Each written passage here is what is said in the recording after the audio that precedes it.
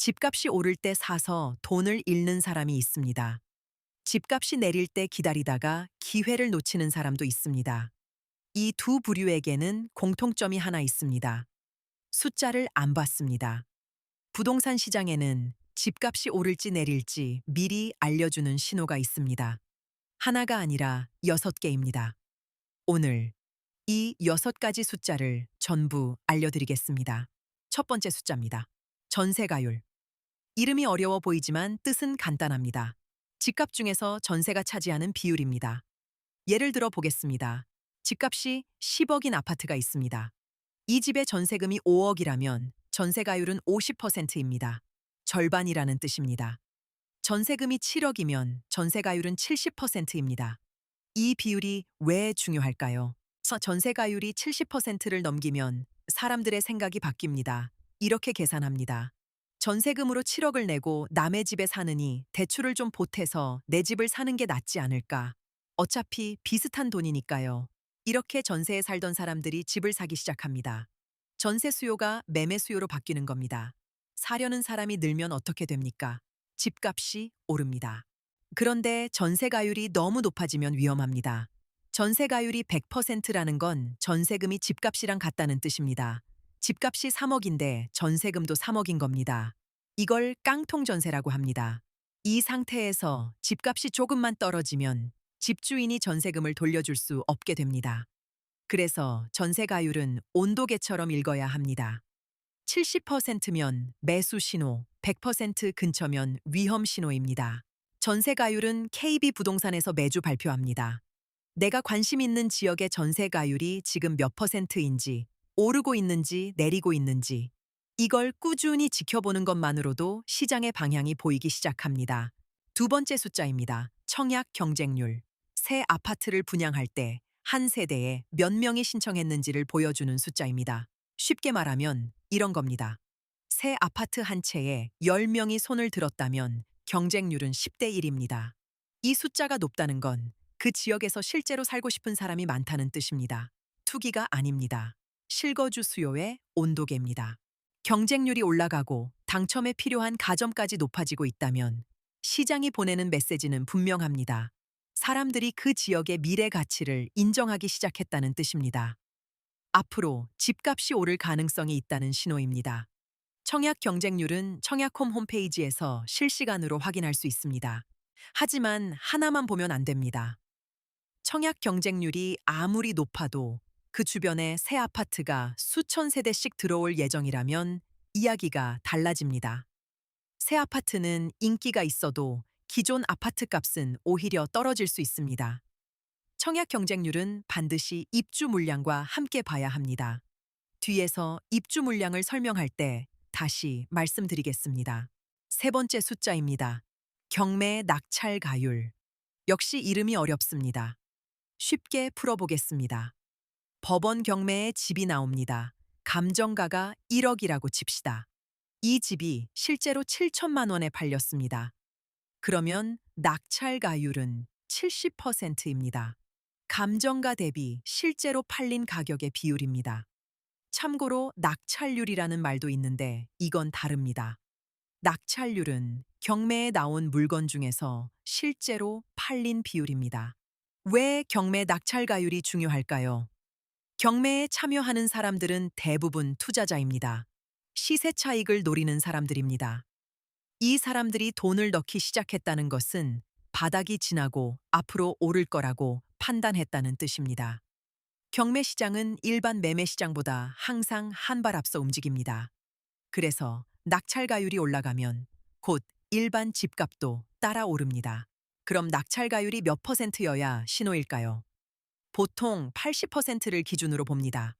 감정가의 80%까지 올라왔다는 것은 20% 할인된 가격에도 사겠다는 사람이 몰리고 있다는 뜻입니다. 여기서 더 올라서 감정가에 가깝게 낙찰되기 시작하면 투자 수요가 본격적으로 돌아오고 있다는 뜻입니다. 이것은 집값 상승의 강한 신호입니다. 네 번째 숫자입니다. 매매수급 지수. 이것도 쉽게 바꿔보겠습니다. 줄다리기를 생각하면 됩니다. 한쪽은 집을 사려는 사람, 반대쪽은 집을 팔려는 사람입니다. 이 줄다리기에서 어느 쪽이 이기고 있는지를 숫자로 보여주는 겁니다. 기준은 100입니다. 100보다 높으면 사려는 사람이 더 많은 겁니다.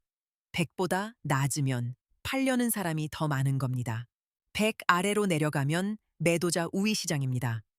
쉽게 말해 팔고 싶은 사람이 더 많은 겁니다. 급하게 파는 매물이 쏟아지고 가격 깎기도 쉬워집니다. 집을 사려는 사람한테는 좋은 시기입니다. 반대로 100을 넘기면 사려는 사람이 더 많아집니다.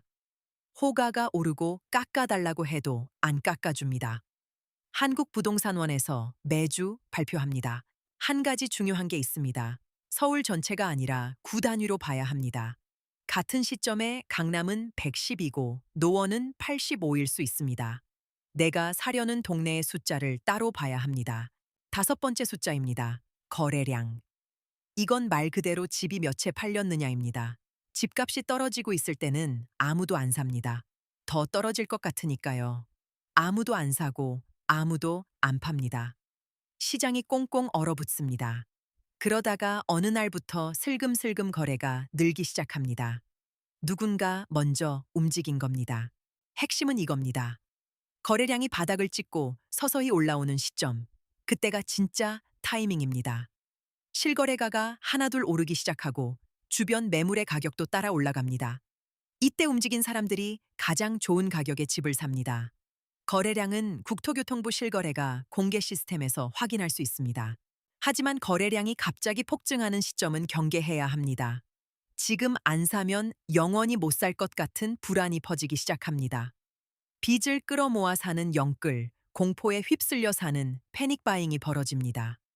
이런 시기에 무리하게 들어간 사람들이 고점에서 물립니다. 조용히 반등할 때 사야지, 난리 날 때 사면 안 됩니다. 여섯 번째 숫자입니다. 입주 물량. 앞에 다섯 가지가 수요 쪽 신호였다면 이건 공급 쪽 신호입니다. 새 아파트가 한꺼번에 많이 들어서면 어떻게 될까요? 새 아파트에 전세로 들어가려는 사람이 많아집니다. 전세 물량이 확 늘어납니다. 물량이 많으니까 전셋값이 떨어집니다. 전셋값이 떨어지면 시차를 두고 집값도 떨어집니다. 반대도 성립합니다.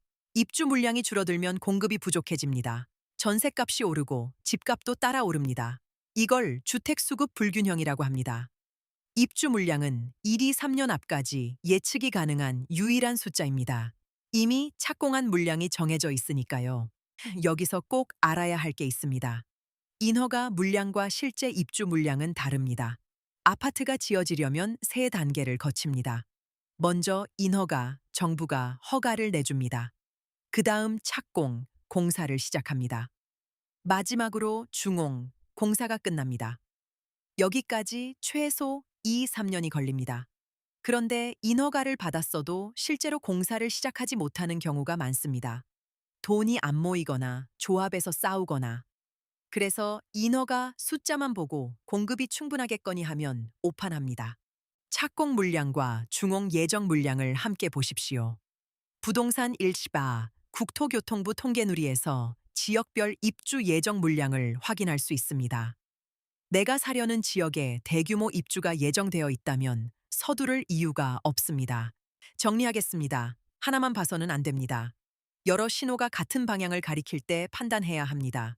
매수 신호는 이렇습니다. 전세가율이 70%를 넘어 오르고 있고 청약 경쟁률이 올라가고 경매 낙찰가율이 80%를 넘기 시작했고 거래량이 바닥에서 반등하고 있다면 이 네 가지가 동시에 같은 방향이면 시장은 올라갈 준비를 하고 있는 겁니다. 관망 신호는 이렇습니다. 입주 물량이 대량으로 예정되어 있고 거래량이 줄어들고 있고 매매 수급 지수가 100 이하입니다. 이 세 가지가 겹치면 서두를 이유가 없습니다. 하나의 숫자가 아니라 여러 숫자의 방향이 같은지를 보는 것. 이것이 핵심입니다. 부동산 시장은 수십 년간 비슷한 패턴을 반복해 왔습니다. 정부 정책이 바뀌고 금리가 오르내리고 개발 호재가 터져도 사이클은 돌아옵니다. 미래를 정확히 맞히는 사람은 없습니다. 하지만 이 여섯 가지 숫자를 꾸준히 추적하면 지금이 사이클의 어디쯤인지는 알 수 있습니다. 숫자를 모르면 집을 사지 마십시오. 감이 아니라 데이터로 판단하십시오. 느낌이 아니라 방향을 보십시오. 이 여섯 가지 숫자가 같은 방향을 가리킬 때 그때 움직이십시오. 오늘 영상이 도움이 되셨다면 구독과 좋아요 부탁드립니다. 부동산 기봉이 다음 영상에서 뵙겠습니다.